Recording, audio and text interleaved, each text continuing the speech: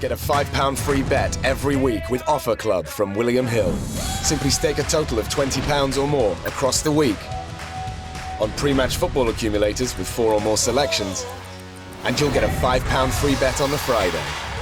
Join William Hill Offer Club on mobile or online now.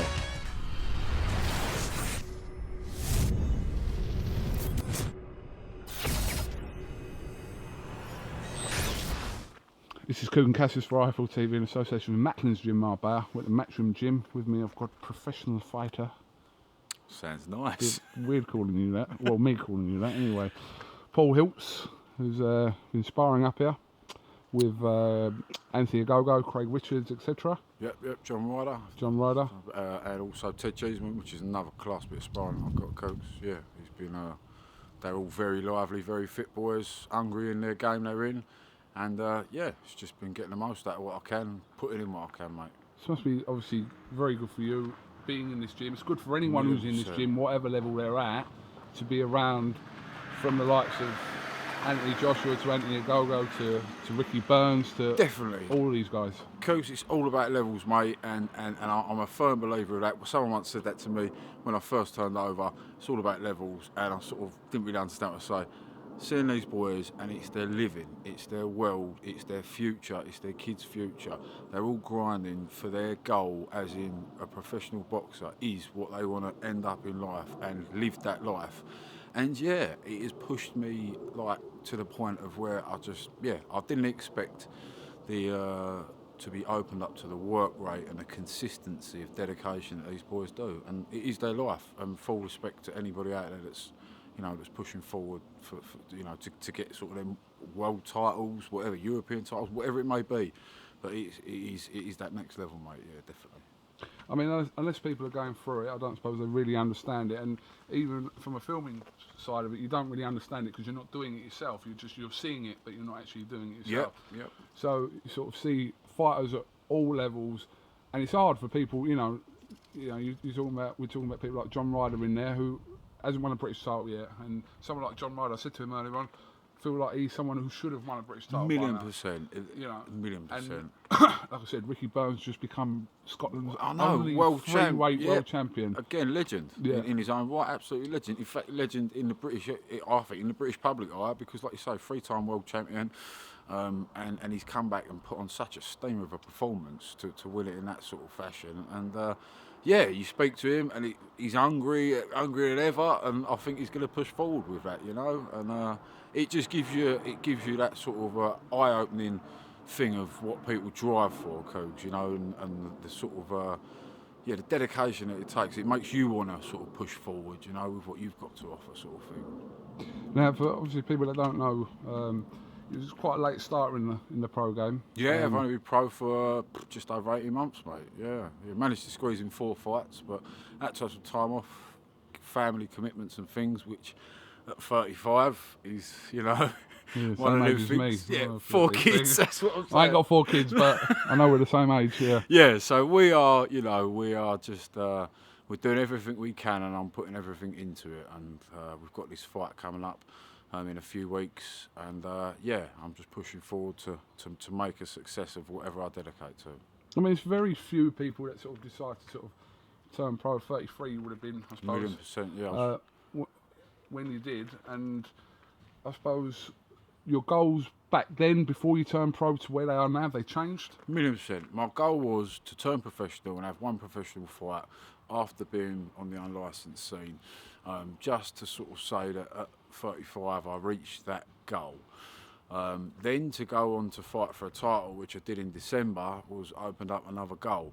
And then I've got to give credit to my manager here, Kell, for him to get me another shot at the challenge title for sort of a fight that I haven't been in the ring for 10 months is just unbelievable, and credit to him. And for me to have that chance again is, I mean, I know it sounds so corny, but that's what my dreams are made of, not what other boxers' dreams are made of, i.e. reaching British, European level world titles. But me to fight for this challenge title is something that is such an achievement to me, and I'm dedicating, like I said, putting myself through the hardest camp that I've had, and hopefully the hard work will show, and we'll get that win, and we'll be raising that title. I mean, speaking to you obviously before this, and you know, even back to when I interviewed you before, you're very grounded and very realistic about sort of where you are and what you can achieve. If I mean, listen, if you were 10 years younger, maybe them dreams and goals may be different. Yeah, but, the age thing is. I'm under no deception, mate. I know exactly what's what. I'm a 35-year-old man with full life commitments, work, family, everything else, and I will put into everything into the fights that I can do and that I can offer at 35 years old. I'll just reach what I class as my dreams I'm reaching, sort of thing. I know in someone else's eyes it wouldn't be what they perceive as being, you know, top of anything or whatever, but in the goal that I set to have one professional fight, and this is my 5th professional fight, and it'll be the 2nd title that I fought for. I've done 24 rounds of boxing in 4 fights, so that alone's an achievement. And then, like I say, when I raise this title, which I will do on the 23rd, it will be all the hard work will come down to just dedication and putting that work in, you know. And we'll get the result. How many fights have you got in you? To have Cougs, man to man, mate to mate, I do not know. Each fight as it comes, you know. Next year, anything could change. Work commits could change. Family stuff might happen that takes me away from it. I don't really want to be fighting anything more than 2 years from this spot, because I don't want to be one of these people that are trying to live what dreams they didn't reach because of my age, and then I end up walking around punchy. No one can understand me. I can't remember the fights I did have. So, you know, To be fair, you walked around punch when you were about 15, 16. That's right. I'm actually more switched on that. So yeah, I don't know, mate. A couple of years, I reckon. What was it like sparring Anthony Ogogo? Educational. Yep. It was that level again of. I think maybe I've sparred a few other people a bit more regularly, so we're set into sort of how we start off with the sparring. It was the first time I sparred with Anthony, and the crispness of his shots and how he puts his boxing together is obviously something that I haven't particularly dealt with. But again, it's just experience, and yeah, there's a few things in there that sort of I caught on because I like the inside fighting, and he was coming inside to fight, so we had a few good exchanges, and then he gets back to his boxing, and then that's when he totally boxes me head off and shows me what them levels are about. But yeah, we had a brilliant competitive spar, and as I say, he's full of advice, and he's a gentleman, and yeah, he gave me advice after the spar, and he gave me advice the day after our sprints this morning. So yeah, I've got to say, mate, he's a gentleman, and he explains his boxing to you, which makes you it educates me on the boxing side of things, you know. Just finally, obviously, next week there's a huge fight at the O2, where our own Kell Brook takes on pound for pound king, in some people's opinion, Gennady Golovkin. Yep. Give Kell a shot in this, Paul? To be honest with you, Coach, I've said it from probably 3 or 4 weeks ago. I watched some of the training I was doing and Kell's physique. I know people say the size is a massive factor, and GGG is a beast. There's no denying that. But I genuinely give Kell Brook a good chance of this. I believe that he's a very clever boxer, and he's got that gut check in him that when things get tough, he bites down and gets tough back. And I think that, yeah, I do give him a chance in it. I couldn't see him stopping Golovkin, just because he's not been, obviously, you know, he's not been caught and in trouble with any shots, Golovkin. But I do think Kell's got a boxing brain on him. If he uses it with his grit, I believe he could pull off over 12 rounds to win. I do. I mean, it would be considered a huge upset within the boxing No terms. one would expect it, but listen, like I said, stranger things have happened. There's 2 fighters in that ring, mate. That's what I mean. Anything can happen. There's an argument we don't know how good either fighter is. I mean, you look at both their records.